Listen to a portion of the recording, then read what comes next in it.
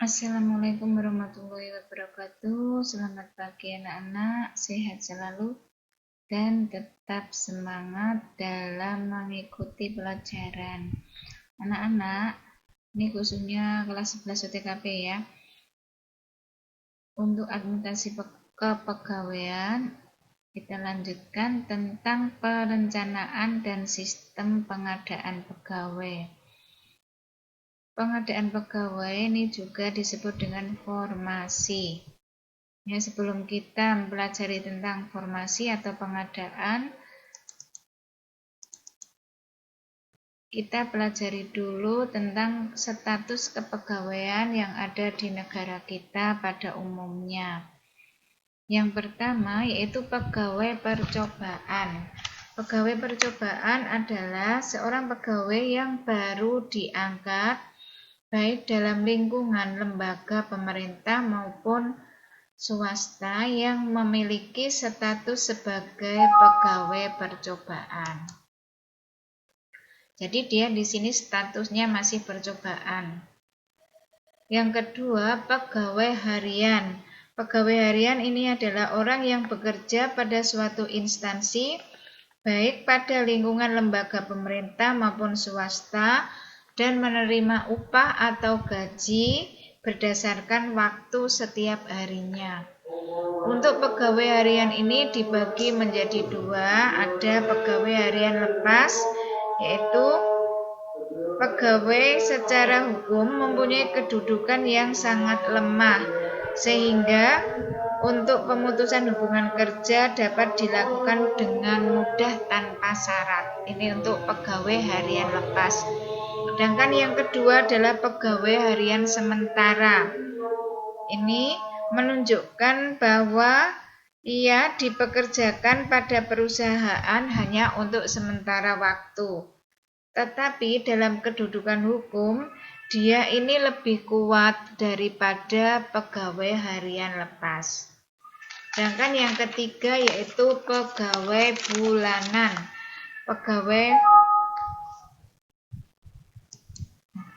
Untuk pegawai harian ya masih ya, pegawai harian lepas, pegawai harian sementara, dan pegawai harian tetap. Jadi ada tiga. Ya, pegawai harian tetap mempunyai kedudukan yang lebih kuat dibandingkan dengan pegawai harian lepas maupun pegawai harian sementara. Sedangkan untuk yang ketiga, status kepegawaian yang ketiga yaitu pegawai bulanan. Ini adalah orang yang bekerja pada suatu lembaga atau perusahaan, tapi dia menerima upah berdasarkan waktu setiap bulan sekali.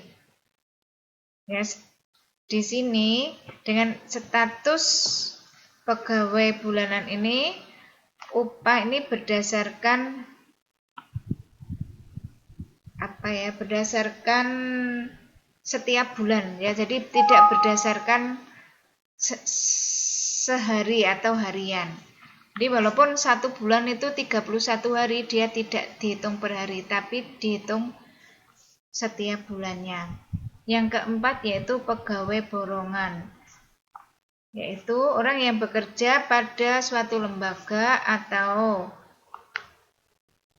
di perusahaan ya, berdasarkan hasil kerja yang dicapainya.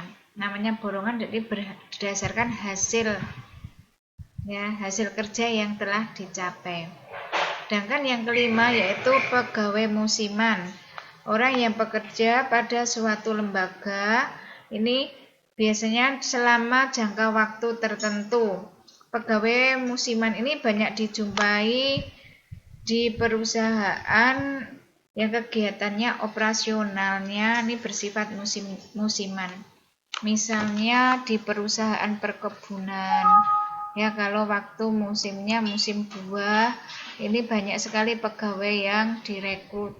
Atau petani garam, ini juga musiman. Ya, ini nanti untuk lebih jelasnya kalian bisa membaca di halaman 27 di buku modul kalian. Kita lanjutkan mengenai formasi. Apa itu formasi? Formasi pegawai adalah jumlah atau susunan pangkat yang digunakan untuk melaksanakan tugas pokok. Ya, tugas pokok itu tugas utama yang ditetapkan oleh pejabat yang berwenang dalam kurun waktu tertentu. Nah, formasi pegawai ini nanti akan meliputi ya analisis jabatan. Ya, analisis jabatan apa itu? Pengumpulan data jabatan untuk dianalisis, disusun dan disajikan menjadi informasi dengan menggunakan metode tertentu. Tujuannya apa? Yaitu untuk menyediakan informasi jabatan sebagai dasar program manajemen kepegawaian, kelembagaan, ya, dan pengawasan. Nah, aspek yang dinilai dalam analisis jabatan itu apa saja? Yang pertama yaitu kelembagaan, yang kedua kepegawaian, dan yang ketiga ketatalaksanaan. Dalam ketatalaksanaan ini ya ada yang disebut metode analisis jabatan. Nah, metode analisis jabatan ini ada observasi dan interview, daftar pertanyaan atau studi referensi, dan metode kombinasi. Untuk lebih jelasnya ini nanti bisa kalian baca di modul halaman 29. Ya. Nah, di sini tahapan yang kedua yaitu analisis jabatan. Nah, analisis jabatan ini menurut Peraturan Kepala Badan Kepegawaian ya atau BKKBN nomor 12 tahun 2011 tentang pedoman pelaksanaan analisis jabatan. Yang pertama yaitu pembentukan tim pelaksanaan analisis jabatan atau disebut TPAJ. Ini meliputi A. Syarat keanggotaan TPAJ, susunan keanggotaan dan kriteria jumlah, serta ketua dan sekretaris.